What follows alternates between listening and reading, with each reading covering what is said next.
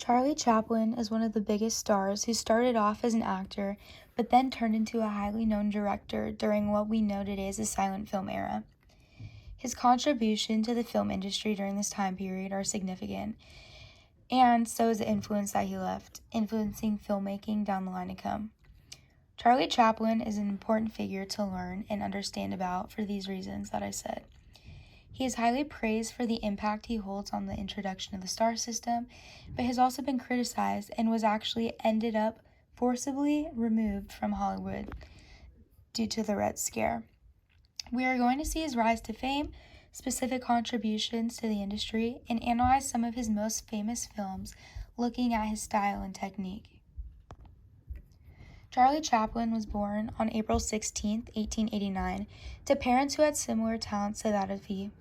His father was an actor and a vocalist, while his mother was an actress and a singer who was actually most known for her work in the opera house. However, this does not mean that Chaplin had an easy childhood, because he had far from that. At an early age, his father ended up letting alcohol consume him and walked out on Charlie and his brother Sidney, as well as their mother, whose name was Hannah, but went by the name Lily Harley as her screen name. His mother, shortly after, suffered a mental breakdown during their childhood and ended up being checked into a mental asylum, leaving him and his brother basically to fend for themselves on their own.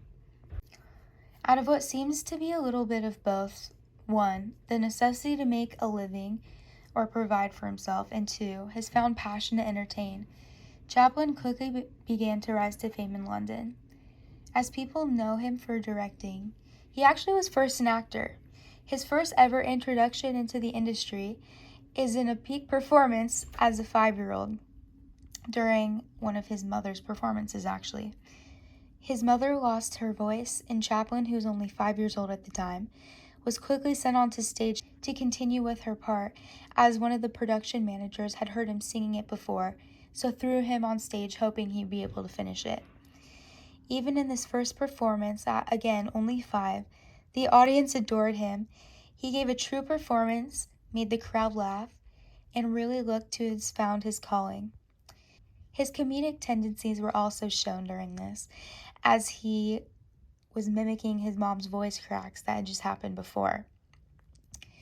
His mother, unfortunately, her voice never was able to come back, and she was not able to continue earning money this way. They were becoming broke and had to live on the London workhouses. I was news vendor, printer, toy maker, doctor's boy, etc. But during these occupational digressions, I never lost sight of my ultimate aim to become an actor. So between jobs, I would polish my shoes, brush my clothes, put on a clean collar, and make periodic calls to the theatrical agency. Charlie Chaplin. In 1897, Chaplin used his mother's contacts to become part of a clog dancing group called the Lancashire Lads. But Chaplin's first real stride into acting came in 1903 with his touring play Sherlock Holmes, where Chaplin played the role of the boy named Billy, who was a page boy. Around the same time, Saint Spy, who was the lead actor in Sherlock Holmes, had written a play entitled Jim, the Romance of Cockney, and was looking for actors to fulfill his roles. Saint Spy had grown fond of the young Chaplin and really mentored him while on set for Sherlock Holmes, correcting his stage performance, teaching the boy to pause after comedic lines, and other theater-related tips, which ended up influencing on what he is best known for today, his comedy, which is even seen in how he produces his films and directs them. He chose Chaplin to give the role of Sammy the newsboy in Jim, which was one of the most important roles, dire and necessary to the play. Sammy was made vastly amusing by Master Charles Chaplin, a bright and vigorous child actor. I've never heard of the boy before, but I hope to hear great things from him in the future. A critic. Chaplin had really made a name for himself, playing Billy in Sherlock Holmes, to the point where advertisements for the play were using critics' quotes about Chaplin's performance. A faithful portrayal of Billy is given by Master Charles Chaplin again. He shows considerable ability and bids fair to develop into a capable and clever actor. And again, looking at his other performances and states as Jim, he was seen as one of the actors who was given a lot of credit, even though the actual play itself was given a lot of criticism. Chaplin was often playing Billy, as the play would move around between owners and provinces until he finally ended at the age of 17 in 1906. In 1912, Charlie moved to the United States. This is where we see Chaplin's transition from acting to directing and the emergence of the star system during the silent film era. The star system. Charlie Chaplin was a huge hit even before he made his way to Hollywood. However, once he'd arrived in Hollywood, he had an immense impact on the film scene by assisting in the development of the star system. This was the first system that was put in place to recognize people with high social stature in society, somewhat like a movie star in today's world. This system created personas for people in Hollywood, such as creating different backstories and family life about them. These people that were in the star system from 1920 to 1960 were seen as an upper echelon of people compared to everyone else in normal life. The star system was developed and integrated by 5 studios in Hollywood: Paramount Pictures, Metro-Goldwyn-Mayer, Warner Brothers Picture, 20th Century Fox, and RKO. These studios were the main 5 producing all the high-end films during this era. The goal of the star system was to promote all these young actors' personas and market them for the people they are rather than them as actors. The idea first came around once the managers of these movie stars realized how much traction and public attraction that these people were getting by their audience. They quickly realized that marketing these people for who they are rather than the actors would be a huge success for the actors themselves, but also for each of the managers and studios. The studios eventually got so powerful and cared so much about having these actors under their studio's name that they would even cover up scandals and crimes that these actors were committing in order to keep their image in good standing. It eventually got so bad that the Supreme Court had to step in and pass laws preventing studios from signing actors to prevent stuff like this from happening in the future. Soon after, agents began to take the role that the studios used to have, giving the actors even more flexibility with their careers. With these new agents, actors were considered as free agents and were able to negotiate and sign any deal with any studio as they desired. Many of these actors made tons of money doing this and would hop from studio to studio to be starred in the next very popular show that was being developed. All in all, the star system was a way to empower actors in the film industry. However, it quickly became out of hand because the studios developed way too much power in the industry. Charlie Chaplin was a great author and also a great director. In my part of video essay, I'm going to talk about 3 best films that Charlie Chaplin directed. The 3 films I'm going to talk about is Modern Time, Golden Rush, and City Light.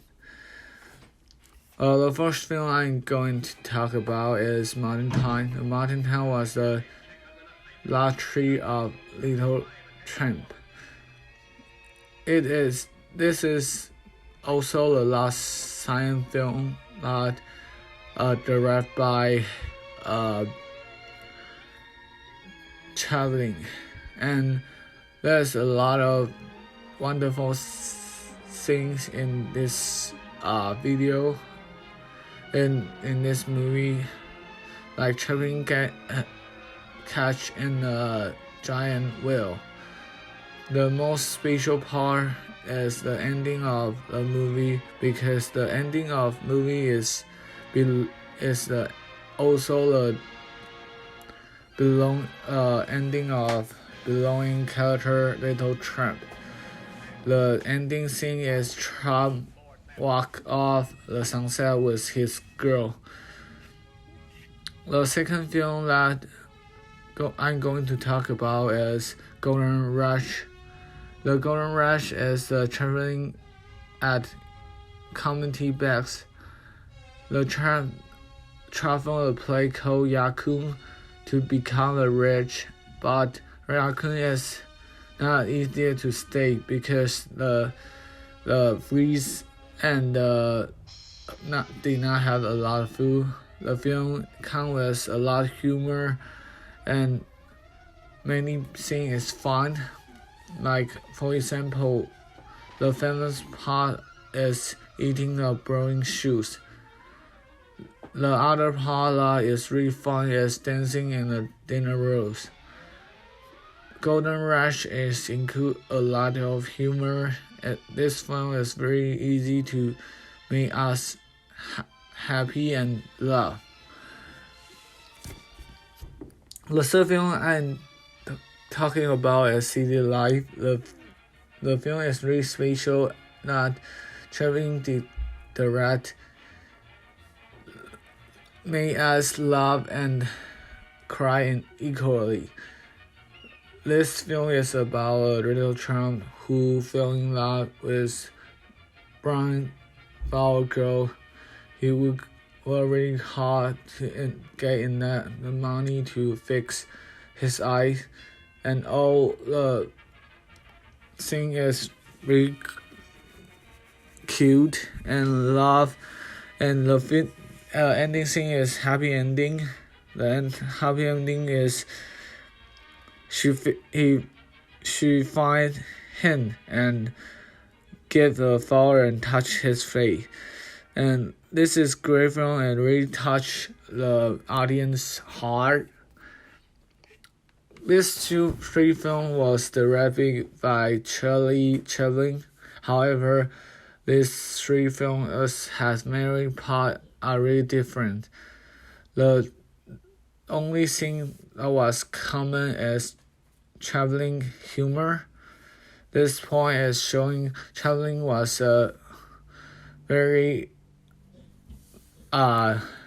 good art director, and this is my part of video essay. He influenced the comedy aspects of filmmaking in general, and we see how this style has merged into what we think of comedy to this day. He was a major reason the star system was set in place, and he played a major role in developing the art of silent films.